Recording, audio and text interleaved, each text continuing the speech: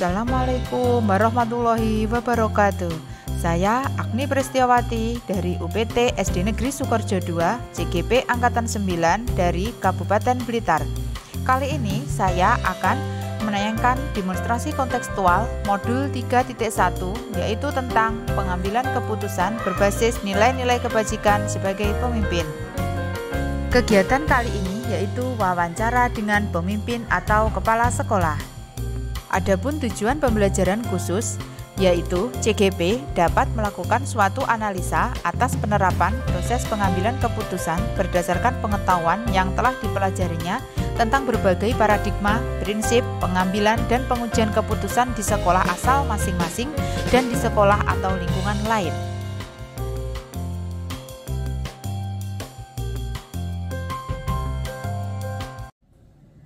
Assalamualaikum warahmatullahi wabarakatuh.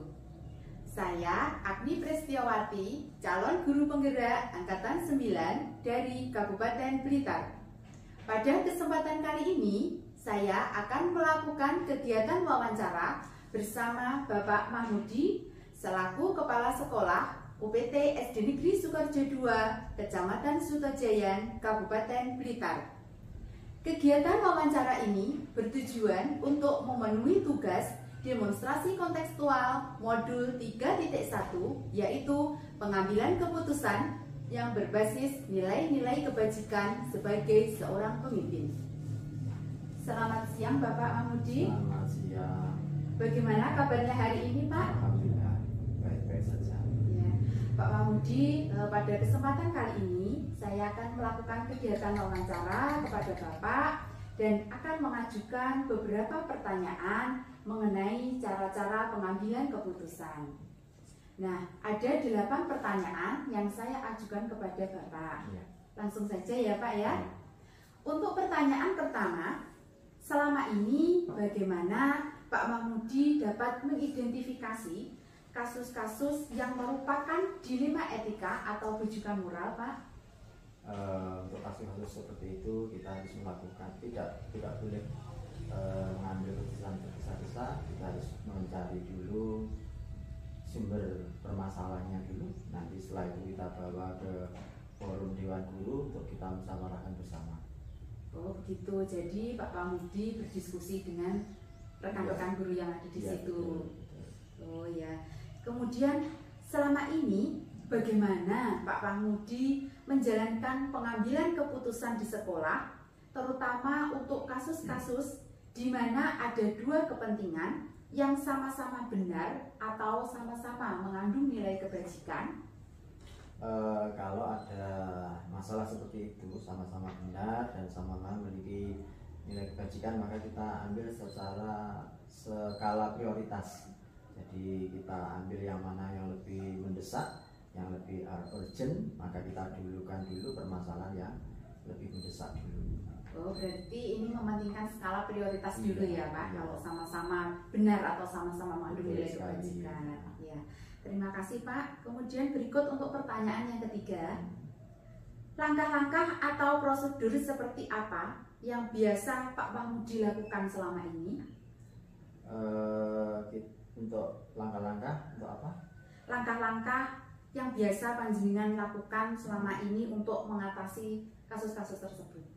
Ya, kita analisa dulu kasus-kasusnya, kita analisa permasalahannya gimana, kemudian tetap kita kita bawa untuk dimusyawarahkan bersama-sama dengan Dewan Guru. Begitu. Oh, berarti tetap musyawarah bersama untuk menyelesaikan solusinya seperti itu ya Pak. Iya, terima kasih.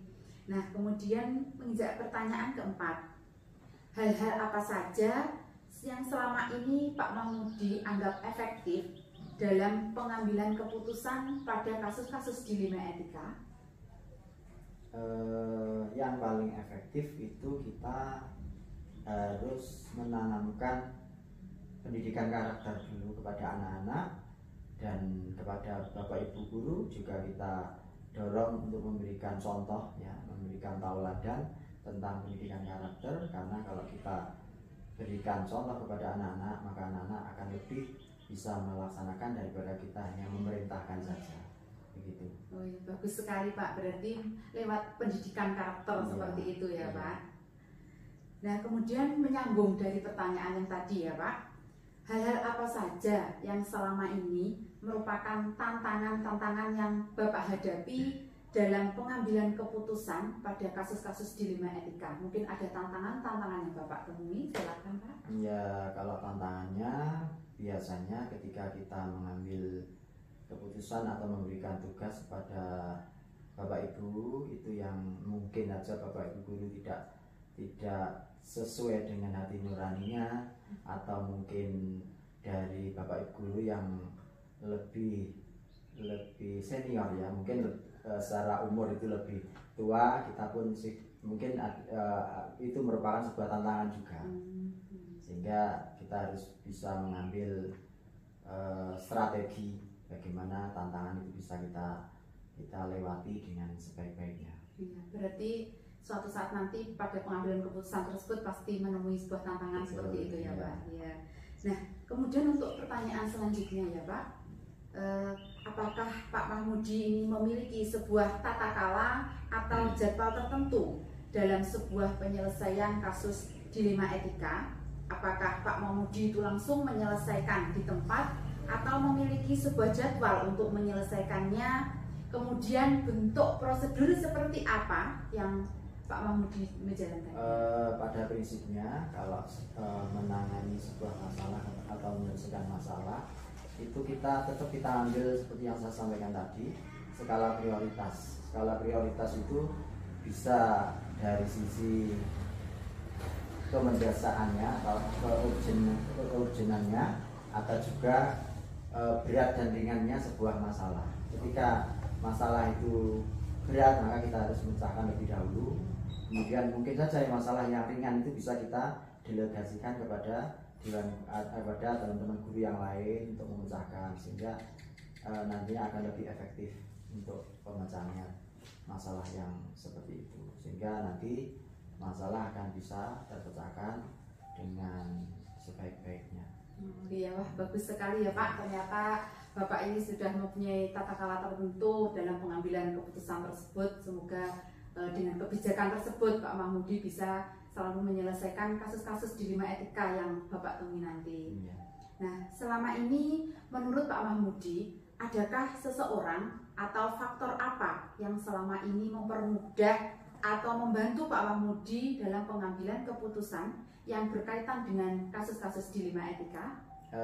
Tentunya karena ini masalahnya ada di lingkungan sekolah, itu orang yang paling membantu kita ya para guru-guru kita itu, ya dewan guru lah yang paling membantu saya dalam menyelesaikan semua masalah.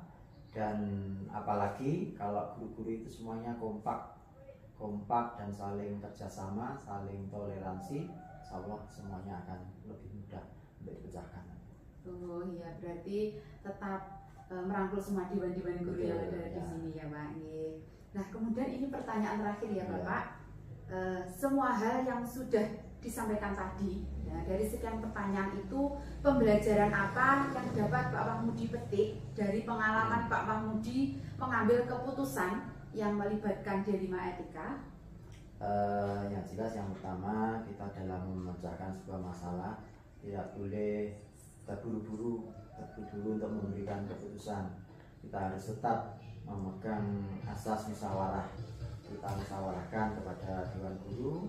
Kemudian yang kedua, kita dalam mengambil keputusan kita harus selalu mengedepankan skala prioritas, yang mana yang lebih dahulu, yang mana yang lebih berat kita pecahkan dahulu, yang mana yang lebih mendesak kita dahulukan, sehingga nanti akan lebih efektif. Sehingga saya yakin dengan seperti itu maka kita akan bisa memecahkan masalah dengan tenang, optimis, dan yakin akan terselesaikan. Wah, bagus sekali ya. Ini berarti Pak Mahmudi sudah mengambil suatu pengalaman atau ilmu terbaru dari pertanyaan-pertanyaan tadi ya Pak. Iya. Nah demikian Pak Mahmudi, terima kasih banyak sudah meluangkan waktunya, sudah melakukan kegiatan wawancara pada hari ini. Iya, sama-sama. Ya, saya mengucapkan terima kasih ya, Pak. Semoga sukses ya. Iya, amin. Nah, demikian kegiatan wawancara pada pagi hari ini, yaitu tentang pengambilan keputusan nilai-nilai kebajikan sebagai pemimpin. Saya akhiri, wassalamualaikum warahmatullahi wabarakatuh.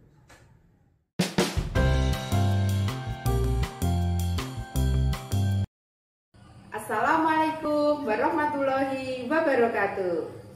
Dalam kesempatan kali ini, saya akan melakukan kegiatan wawancara bersama dengan Ibu Septi Wahyuni Wulan selaku Kepala Sekolah di UPT SD Negeri Jugu 1, Kecamatan Sutojayan, Kabupaten Blitar, terkait pengambilan keputusan yang berbasis nilai-nilai kebajikan sebagai pemimpin.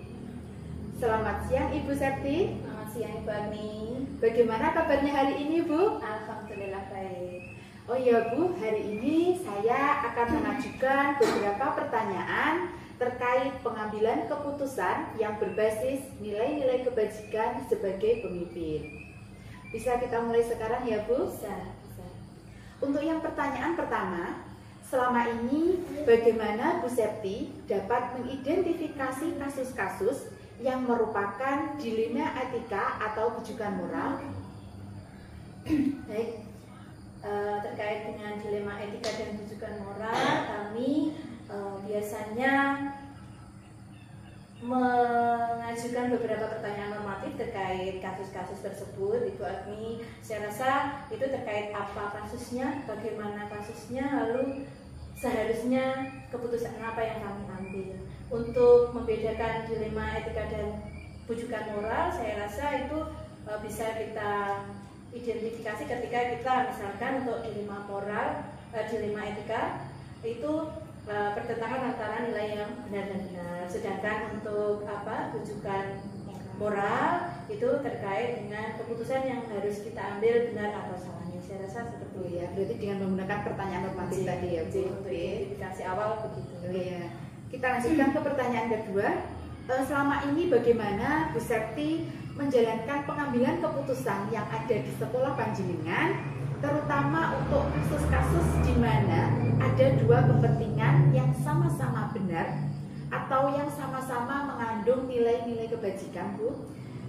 Saya rasa ini untuk pengambilan keputusan terkait dilema etika gitu Ibu, itu saya rasa bisa singkatnya itu kita ambil dengan cara mempertimbangkan resiko mana ketika kita sudah mengidentifikasi masalah, ini resiko mana yang paling minim.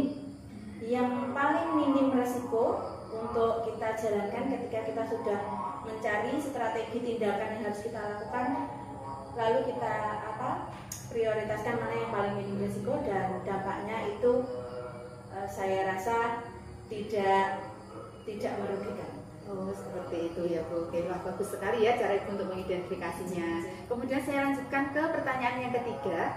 Langkah-langkah atau prosedur seperti apa yang biasa Ibu lakukan selama ini? Saya rasa melanjutkan dari pertanyaan 1 dan 2 tadi ya Bu, setelah identifikasi masalahnya lalu bisa kita cari tahu oknum-oknum terkait yang nantinya kena dampak dari keputusan yang kita ambil, lalu fakta-fakta apa, data-data apa yang terkait kasus tersebut, lalu baru kita mengambil keputusan yang minim resiko. Saya rasa itu lalu bisa direfleksikan lagi untuk kasus-kasus yang mungkin mirip di waktu mendatang. Oh iya, wah bagus sekali ya Bu. Kemudian pertanyaan yang keempat, hal-hal apa saja yang selama ini Bu Septi anggap efektif dalam pengambilan keputusan pada kasus-kasus dilema etika? Kalau dilema etika itu sebenarnya agak-agak harus jeli karena memang sama-sama benarnya nilainya itu ini benar dan benar gitu. Kalau yang kita rasa biasanya kita laksanakan yang efektif itu yang pertama ya kita harus punya alternatif, banyak sekali keputusan yang mungkin bisa kita ambil gitu. Namun ya tadi kita cari lagi mana yang paling minim resiko.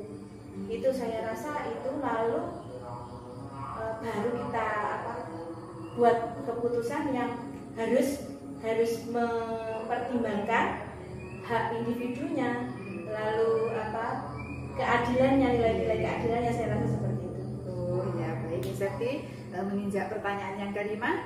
Nah, masih menyambung pertanyaan yang tadi ya Bu. Hal-hal apa saja yang selama ini merupakan tantangan dalam pengambilan keputusan pada kasus-kasus dilema etika yang pernah Bu Septi alami? Kalau saya rasa untuk tantangan itu sama loh, karena memang gini loh Bu, tadi loh saya bilang benar sama benar itu kan kita harus jeli, benar-benar jeli mana ini yang harus kita laksanakan gitu. Kalau sudah minim resiko, ternyata ini kok masih impactnya masih dibilang belum bisa dibuat keputusan, maka ya harus dia harus dipikirkan ulang kembali, mungkin bisa jadi kolaborasi dari sekian banyak strategi itu baru bisa dijadikan keputusan yang menguntungkan semuanya. Kemudian pertanyaan selanjutnya ya Bu, apakah Bu Septi memiliki sebuah tata cara atau jadwal tertentu dalam penyelesaian kasus dilema etika? Apakah langsung menyelesaikan di tempat atau memiliki sebuah jadwal untuk menyelesaikannya? Nah, kemudian bentuk prosedur seperti apa yang bisa dijalankan? Kalau tata cara saya rasa kadang kasus seperti itu kondisional ya Bu. Jadi munculnya itu tidak serta merta ada jadwalnya. Mungkin juga ada sesuatu yang hari ini muncul gitu. Misalkan dari kasus-kasus teman-teman kita yang harusnya peraja itu hak individu juga, tapi juga di sekolahnya berdampak juga ke murid-muridnya kan begitu nggih. Jadi itu saya rasa kadang itu kondisional Bu. Jadi kondisional kapan kasus itu muncul kita selesaikannya, bisa di hari itu juga, di tempat itu juga, bisa juga mungkin membutuhkan pemikiran yang lebih panjang. Oh ya, berarti kondisional ya Bu, tergantung kasus kasusnya. Oke. Ya itu tadi melalui banyak langkah yang saya sebutkan. Oh ya, baik. Terima kasih untuk pertanyaan yang ketujuh ya Bu. Menurut Bu Septi, adakah seseorang atau faktor apa yang selama ini mempermudah atau membantu Ibu dalam pengambilan keputusan yang berkaitan dengan kasus-kasus dilema etika? Kalau seseorang atau mungkin faktor-faktor gitu nggih, faktor-faktor pendukung saya rasa itu banyak Bu. Kalau teknis pengambilan keputusan itu bisa jadi kita harus musyawarah dengan tim kami di sekolah, bisa juga keputusan itu dari subjektif namun penilaiannya secara objektif kan ya. Jadi kalau saya rasa faktor-faktor yang mendukung saya rasa ya lingkungan sekolah kita dan mungkin wawasan mungkin yang harus kita upgrade lagi mungkin ada kasus-kasus yang serupa yang perlu untuk kita jadikan acuan, ini referensi acuan menyelesaikan kasus semacam itu mungkin ya. Berarti kerjasama dengan dewan-dewan guru yang ada di sekolah seperti itu ya Bu ya. Upgrade diri. Oh ya. Untuk pertanyaan yang terakhir ya Bu, kemudian dari semua hal yang telah Ibu Septi sampaikan tadi, pembelajaran apa yang dapat panjenengan petik dari pengalaman Bu Septi mengambil keputusan yang melibatkan dilema etika ini Bu?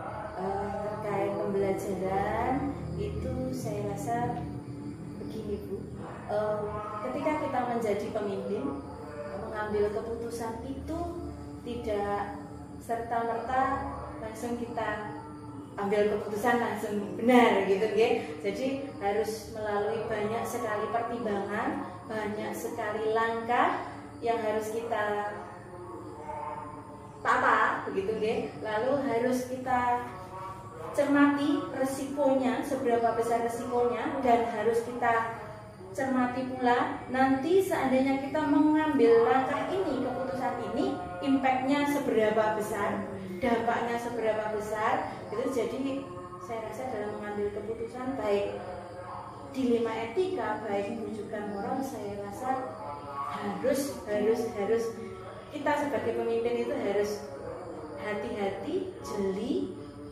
lalu cerdas. Saya rasa gitu. Oh iya ya, Gitu. baik sekali ya Bu. Jadi ada pembelajaran tersendiri yang dipetik atau yang Bu ambil dari pengambilan keputusan selama ini. Oke. Baiklah Bu Septi, terima kasih banyak atas waktunya. Mohon maaf ini tadi sudah merepotkan Bu Septi. Tidak apa-apa, Bu Agni, terima kasih banyak sudah berkunjung ke City 1. Iya, sama-sama Bu Septi. Baiklah, terima kasih. Ini hasil wawancara dari kami. Saya akhiri. Wassalamualaikum warahmatullahi wabarakatuh.